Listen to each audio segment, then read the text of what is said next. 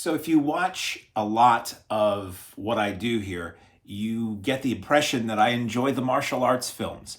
You would be getting the correct impression. I've liked kung fu movies since I was a kid, seeing them on TV, and it really grew a lot when I discovered the films of Jackie Chan through an episode of the Incredibly Strange Film Show that Discovery Channel aired in like the late 80s, early 90s.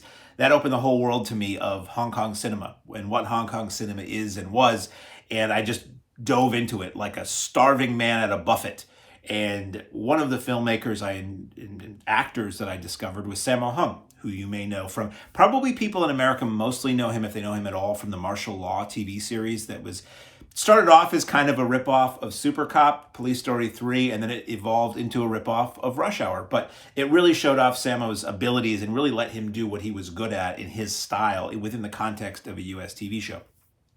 Well, I learned, before and after that, that he had a prolific career in Hong Kong. He grew up and went to the same Peking Opera School as Jackie Chan and Yuen, and they worked together in a lot of films. And I'm getting to the point of what I'm talking about here today. And one of the films that Sammo made that was made a huge impression on me when I first saw it. I used to go to Chinatown in Boston and buy buy new VCDs and DVDs of all the Hong Kong stuff. And it was mostly new stuff at that time. And then I would go to the Coolidge Corner Theater in Boston, the Brattle Theater in Boston. This was the mid to late 90s. And they would just show a ton of this stuff on film, on 35 millimeter film. And they would have marathons and double features and triple features and single screenings. And I just took in as much of it as I could. And one of the films I saw back then that made one of the biggest impressions on me was the film that we are all gathered here to talk about 2 minutes into this ramble, The Prodigal Son from 1981. This has been released on Blu-ray by Arrow Video in just a great package. What is this film about? It is, well, depending on which cut you watch, the old joke, it's about 90 minutes. This Blu-ray, which I love that Arrow is doing this and some of the other companies too, two versions of the film. You get the original theatrical release that's 105 minutes, and you get the home video release that's also 105 minutes. So I guess they're both the same length. How long is it? What's this film about? It's about 105 minutes. Sometimes there are international cuts. There's a different cut for Hong Kong or elsewhere. These two different versions have, I think, it's different music and maybe some different titles. I actually only watched the theatrical cut, so I really can't comment on the home video version. But I love that they put them out that way, because there are differences in some of these, how they're presented. And I love that if you grew up only watching the home video version, you might get the theatrical version and be like, this is cool, but it's not what I remember. Or if you only ever saw the international version or whatever, it gives you the version you know, and it gives you the interesting alternate experience of watching a version you don't know, which makes it kind of fresh. Sometimes they're better, sometimes they're worse, whatever, but they're both on here. Anyway, 3 minutes into the conversation, he'll tell you what this film is actually about. I do have a little timer that runs at the top as I record this. This film stars Yuen as this really cocky, it's what I refer to as like an old style kung fu. It's set in the past with martial arts, so it's the robes and the ponytails and the more formal ways of doing everything. Yuen is this top street brawler. He goes around, he'll beat everybody. He wins every fight. He has this reputation as a top street brawler, and he has this kind of oddball sidekick guy with like Godfather jowls and a red nose, goofy comedic character who's like his right-hand man. And we find out, I'm not going to tell you the whole story. We find out that Yuen is the son of a very rich and powerful local guy who pays this red-nosed guy to basically then pay stooges stooges essentially, to challenge Biao to a fight and lose. So Bio's actually not that good. He's okay, but he's really just everybody he fights, he swings and they go, oh, my ribs are broken, and they fall down. So that's comedic and cool, and it leads to some good fight scenes at the beginning of the film. Eventually, Biao is tipped off to the fact that he is no good, really. His kung fu is not powerful. So he enlists the aid of a Peking opera or Chinese opera star who, and for Western audiences, this feels weird because for the longest time in Peking or Chinese opera, all the roles were played by men, or predominantly, or at least all the female roles were played by men. So it's this guy with shaved eyebrows and a high forehead, and he's all made up to look like a painted geisha type lady, but he's a guy, and he speaks and sings in an incredibly high pitched voice, which is just weird and off-putting. So anyway, Biao asks this guy who he witnesses doing some amazing kung fu to be his master. There's a reluctant back and forth. Eventually, that master, in a pretty spectacular scene where these bad guys attack the opera troops lodgings or theater, when there's a fire, and it's pretty dark, pretty brutal and dark. This film, this pendulum swings back and forth hard. Sometimes it's very serious and brutal, and sometimes it is some of the silliest stuff you've ever seen. So it's really goofy comedy and really like dark, violent, badass martial arts at times too. So I'm not telling you the whole story, I swear. There's this accident where Yuen Biao's Peking opera teacher is incapacitated and has to rehabilitate, and Biao stumbles across Sammo Hung and his daughter, and gets Sammo to agree to teach him in his very goofy way that he teaches him martial arts. And Sammo does like this insane, we first see him like acrobatic martial arts calligraphy, which is just fantastic. So Sammo is hilarious. His daughter in the film is hilarious. The movie is very, very funny, but the kung fu is incredibly good. It is memorable. Some of the set pieces are some of the best. I mean, this is, for me, one of the best martial arts films I've ever seen. I was reminded of that watching this. It was always one I remembered well. I saw it a couple times on 35 millimeter at the Coolidge Corner Theater way back when, and it was a very popular title with the crowd that would always come to those and would get cheers. It was a great way to see these movies. It's partly why I love them so much, is that the crowd would get really into it, and they would applaud and cheer and whistle and all that at the feats of amazement and strength.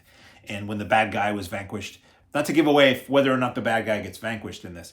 And so this was always one I remembered really well. And seeing this again, it was just, my jaw was hanging open. It was like a lot of rewind moments.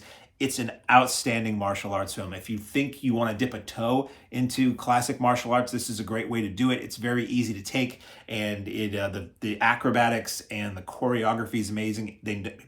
Shockingly, Sammo Hung knew how to shoot martial arts so that you could be impressed by it, unlike what we get for action movies now. And it's stellar. It's 105 minutes. It never drags. It's got ups and it's got downs. Biao's amazing, as he always is, or Biao. Sorry, I always mispronounce his name. I mispronounced it for like 20 or 30 years, and I was recently corrected. And on these, it's one of those things where you read somebody's name, but you never hear anybody say it. But in watching a lot of these, people say his name correctly, including people who are native Chinese speakers. So who am I to question it? So Biao, it should be Biao, Yuen Biao. He's always great and amazing. So it's a great flick. So as far as the content of the movie itself goes, that's all I'm going to say. It's outstanding. You should really see this. If you're not into martial arts, try it. I always feel like if you're not into martial arts deeply, a modern Jackie Chan is a good way to go, because they're a lot of action and martial arts, and they're set contemporarily. I know sometimes there's a barrier that goes up for Westerners when they see the ones that are set in the past, because it's a different world than we're used to. I think they're really cool and lovely, and they're their own separate wonderful world of action cinema. Anyway, so let's go through the extras, because it's an Aero disc and they load it up. 2 versions of the film, as I already said. They're both 105 minutes. You get your theatrical, you get your home video. You can get it with Cantonese, Mandarin, or English mono audio. So if you want to hear it dubbed like we always heard them dubbed, you can do that. But if you want to see it with the original language, which was not sync sound anyway, so technically they're dubbed too, but they're just the lips will match if you watch it in Cantonese. That's there. The extras, we got a commentary by Frank Jeng and Bobby Samuels. Frank Jeng was behind Taiseng Video, so he's been in the Asian home video market forever. And he lived and worked in Hong Kong and knows a lot of these guys. So there's a lot of firsthand knowledge, which is really great. Bobby Samuels, an actual Hong Kong martial arts performer, and he has a lot of firsthand. He talks about staying at Sammo Hung's house. I mean, he'll comment on the styles that are on display and the histories of the various people. These 2 guys are always great if they do a commentary. You get another commentary by Mike Leader and Arnie Venema, and I'm probably mangling his last name, sorry. And they are 2 writers, historians, producers, people who know Hong Kong cinema well. They give a whole other approach to it, and their stuff is great, and they give you a lot of inside info about the players and the film's release and all kinds of stuff like that, and the styles, and it's the 2 solid commentaries. Sometimes you look at a film that has multiple commentaries and you're like, do I want to listen to 2? What are these other schmoes going to say that they didn't say in the first one? And a lot of times, if a company is good, they will hopefully, or if the moderators are good, they'll not recover a lot of the same ground, and you'll just get like even more information. And with me, I love to learn. I love to learn more, especially if it's a movie I like. Sometimes if it's a movie I don't like, I like to learn how did this come to be? But these are just great.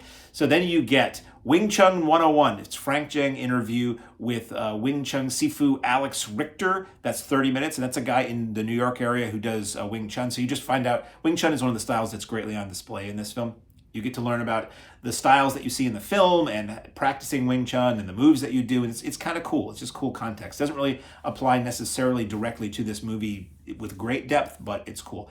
You get the heroic trios, Sammo, Yuen, and Frankie Chan on the film. It's a 25-minute series of interviews. I think there are archival interviews about the film. And Frankie Chan is the guy who's is ostensibly the bad guy in the film. Very interesting. It's all talking about the making of the movie, and it's great. Life Imitating Art. It's a 2002 featurette with Wing Chun instructor Guy Lai talking about the art illustrated by demonstrations by Sifu Austin Go and Jude Poyer, and that's 27 minutes. And that's a guy who worked on the film and knows these guys and was a Wing Chun master and did Hong Kong films at the time. So that's really cool. Interesting to get into the style where they talk about, because to us, Westerners, a lot of times it's just like, it's all Kung Fu. But it really is a different set of principles and moves and disciplines, and it's cool when they get into it with this. Then you get the alternate English credits that are 2 minutes. It almost looked to me like the titles were video generated. I don't know if they were. A lot of times they look video generated when it's just such a good restoration. You can't believe that they look that sharp. It just could be that it was a crisp transfer, making my eyes think it was video generated. Then you get a trailer gallery. You get your theatrical Cantonese trailer that's 4.5 minutes. You get your theatrical English trailer that's 2 minutes. You get the US home video trailer that's 2 minutes. And then you get an image gallery of 25 images. This is a great release. All of Arrow's martial arts releases are great. I don't think I would say not to get any of them, but this is one of the best martial arts movies from the classic period, in my opinion. Highly, highly recommended. From 1981 on Arrow Home Video on Blu-ray, The Prodigal Son.